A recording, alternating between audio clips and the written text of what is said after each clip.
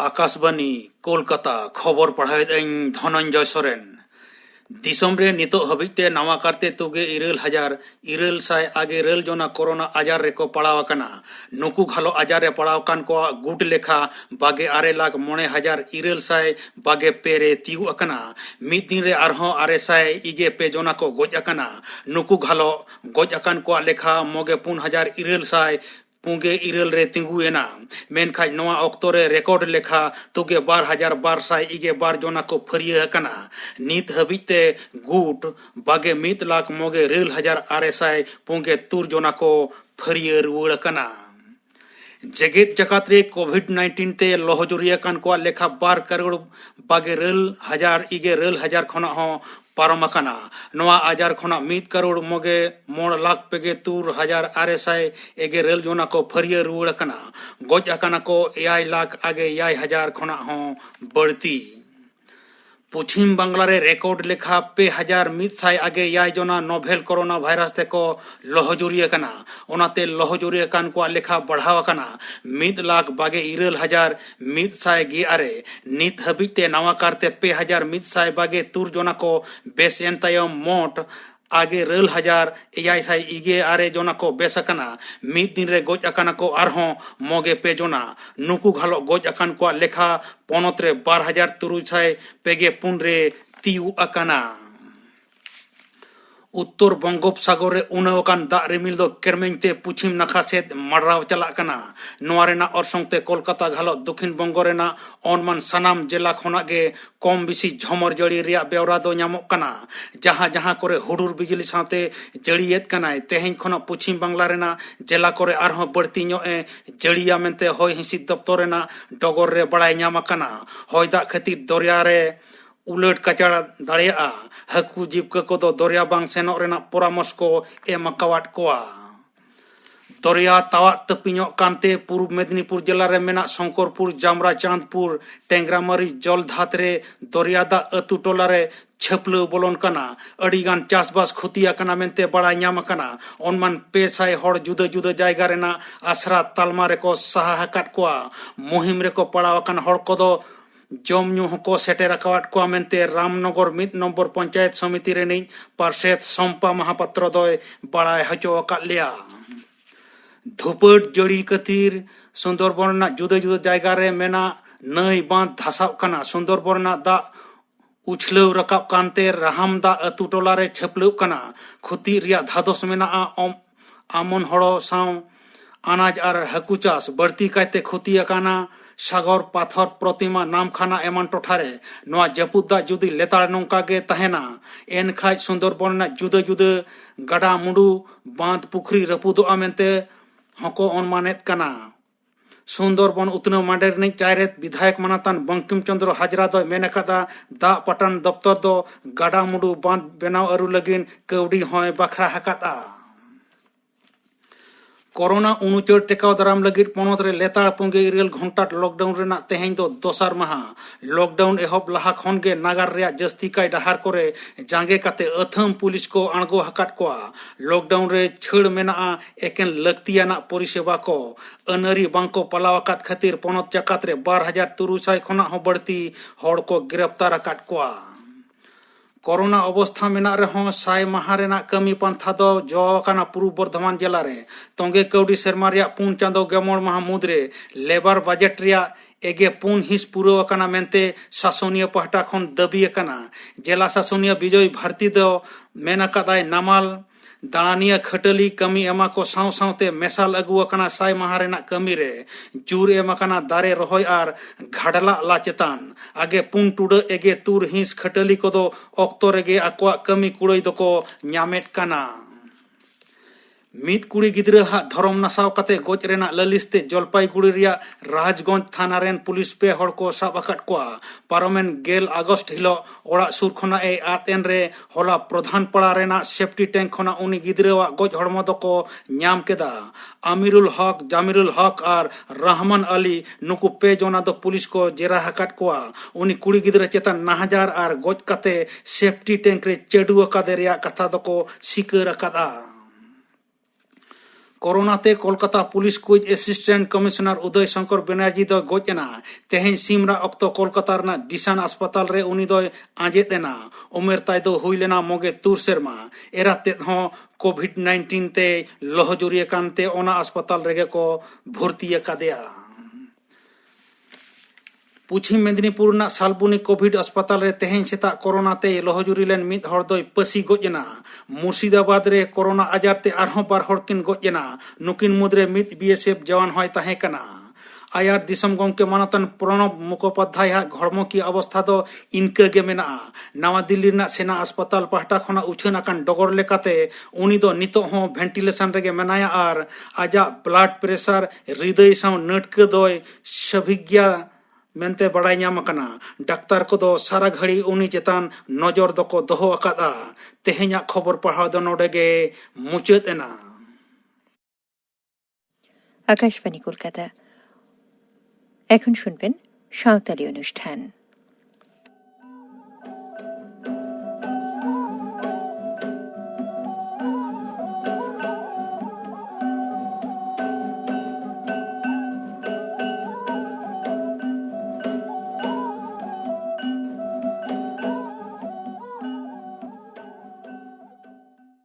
आकाशवाणी कोलकाता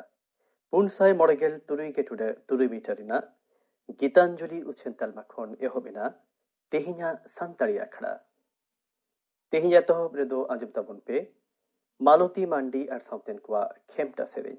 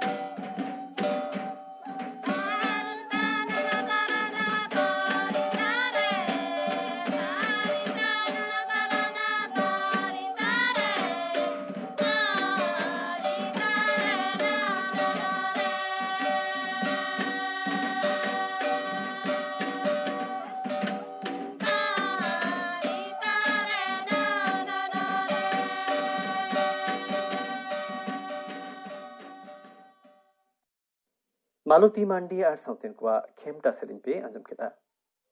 निये तायम आंजम ताबन पे head head Tsering दाई लील मुनी टुडू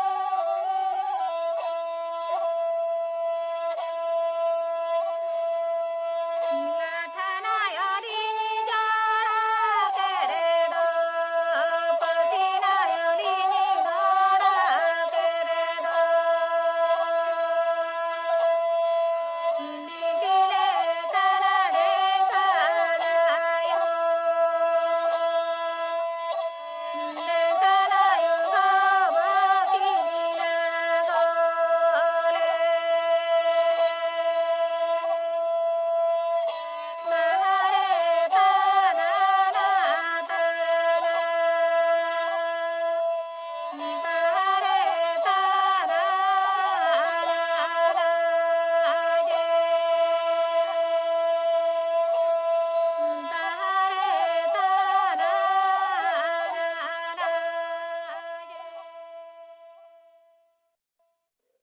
टुडुआ हेड़हेड़ सेरें पे आंजम केदा सानताड़ी आखड़ा रे नित दो आंजम ताबन पे थुती घारंज रे तिरले को चेतान नाहाचार निये बाबते थुतिएदा सुंदरी सोरेन घारंज रे आयमा लेकाना नाहाचार नेलोक कना तिरले हपन को मुद्रे हाने जानाम ऑक्तो खन गे आयो बाबा घारंज रे कुड़ी गिद्रे दो आलादा मेते को नेलेट कोआ लेई लेक कना आडी घारंज रे गे कुड़ी गिद्रे जानामेना माने आडी कई केदा ओका ओका घारंज करे दो जानाम ऑक्तो गे को लिम्बोट गोजेट कोआ खबर करे पेपर करे नोआ दोबन नेलेट गिया पालेन कोड़ा गिद्रे जानाम लेन खान आडी रस्के चेदा से कोड़ा गिद्रे दो बंशय रुखिया गज गुर रे आयो बाबा मोचारे सेंगे लाकिना घारंज रेना दाय दायित्व गोगा आयो बाबाय नेल किना आर कुड़ी गिद्रे दो एटा ओड़ा ए चलाआ उनी दो एटा गोआ काजे कुड़ी गिद्रे दो काटी जे हरा लेन खान ओड़ा रेना कामी जे लेका जो गिडी दा लो बाटी गासाव होड़ो तेके लोहट एमान कामी रेको बहाल कोआ घारंज खन गे नोनंका काते कुड़ी गिद्रे चेतान दो नाहाचार एतोबोआ आडी घारंज रेगे कोड़ा गिद्रा जम न्यू हरक बांदे ओलो पढ़ाव रे दो जतन को हतावा आयो बाबा मेनखान कुड़ी गिद्र बेतार रे दो ᱧᱩᱛᱩᱢ लेका स्कूल ते को भेजाएट कोआ ओलो पढ़ाव सेड़ा काते तेंगो केटेज होचो रेना बाको रिकेया आबो सांतार सावता रेना आडी घारंज रेगे झोतम आतो कोरेगे बाबा होड़ को गिदर पिदर एरा उरु जम न्यू हरक बांदे बाको एम दाड़िया कोआ मेनखान दिनम न्यू बुल काते एरा उरु को दाल तोल कोआ सांतार तिरले हपन को चेतान नोआ दो आडी मारांग नाहाचार आबो सांतार सावता रे जानाम कोन गुजुग धारी मेन में हय रुआर छटियर बिहा बापला गुजु ऑक्तो रे बोंगा बुरु रे हांडी पौरा रेना चल मेनाआ ओना कोरे माबो दोहोयेत गे आदम आयो होड़ को दो दिनम हांडी पौरा दोहो काते को किरिñ आक्रिñेदा आदो बाबा होड़ को दो ओना हांडी भाटी रे दिनम हांडी पौरा न्यू काते को बुल तोहेलोआ आर आयुब बेड़ा हेज काते आयो होड़ को दाल तोल कोआ बाबा होड़ दिनमे बुल तोहेल को खातिर घारंज रेना चेद कामी हो बाय कामिया आयो होड़ गे घारंज रेना झोतो कामी नेल होयो ताया कामी होयो ताया नोआ हो मिद नाहाचार रेंगेज ओड़ा रेन आयो होड़ को दो बाध्य काते होड़ ठेन शहर बाजार करे खादान करे इटा भाटा करे कामी काते घारंज को चलावेदा निजे ठीक मतो बांग जम काते जावाई को जम होचोएट कोआ आर हांडी पौरे न्यू लगी टाका हको जोगावा कोआ चेदा से हांडी पौरे न्यू लगी टाका बाको एमा को खान सिन निद दाल जम होयो ताकोआ बिछोक जाला आयो बाबा ओड़ा को चला मेनखान तिल्ले हपन जानाम दो आयो बाबा ओड़ा रे दो बाम सोभाआ जावायाकान कुड़ी गिद्रे आयो बाबा ओड़ा रे 3 दिने ताहेना बाध्य काते जावाया दाल तोल सहाव काते ताहेन होयो ताकोआ एटा छातिक जातिया पन प्रथा लेका सांतार सावता रेन तिल्ले हपन हो नय हांडी पौरे न्यू बुल जावाय ठेन दिनम को नाहाचार होचोआ नोआ नाहाचार खन दो उना सहज ते दो बाबो लाड़ा दो कोआ आर बाबो लाड़ा दाड़ेया चेदा से आबो हांडी पौरे रेना चल मेनाआ एटा छातिक जाति को दो बिहा बापला रे कोड़ा ओड़ा होड़ कुड़ी पहाटा खन पन को हतावा बापला रेना झोतम खरच कुड़ी पहाटा को एमा पन ᱧᱩᱛᱩᱢ ते तिल्ले हपन चेतान को नाहाचारेदा गज हको गजेट कोआ उना शिक्षित होई काते रहो आर नोआ पन नाहा शिक्षित सांतार को मुद रहो सड़ो बोलन काना शिक्षित सांतार को आको स्टेटस से देखो हट ठेन आको स्टेटस उदू लगी खाट आलमारी एमान जिनिस को हतावेदा कुड़ी गिद्रे ओड़ा रेन नोआ को जिनिस को बाको एम दाड़िया कान खातिर आदम तिल्ले हपन दो दिनम गे कथा आंजम होयो कान ताकोआ नाहा मिट बार शिक्षितो सांताड़ को मुद्रे नेलो काना बाहु गिद्रे ताहेन तुलुज आरहो को बाहु जोंग काना दिन धरे बिचार होयो काना ओकोय कोदो बाको चालाव दाड़िया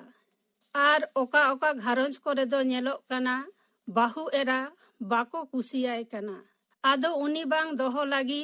चेत कामी को हो बाको गड़ोआया से कामी को बाको कुसियाताया आर हाना नवा कामी को बातलावाया बाय कामी दाड़िया खान को एगेर रोहित एया आबो सांतार सावतारे आतोरे बिचार व्यवस्था मेनाआ मेनखान बिचार व्यवस्था मेना रेहो आतो होड़ हो मजा को नेल जोंगा सांतार सावतारे आयो होड़गे डन मेनते को ठौरो कोआ उनको चेतान पेड़ा पढ़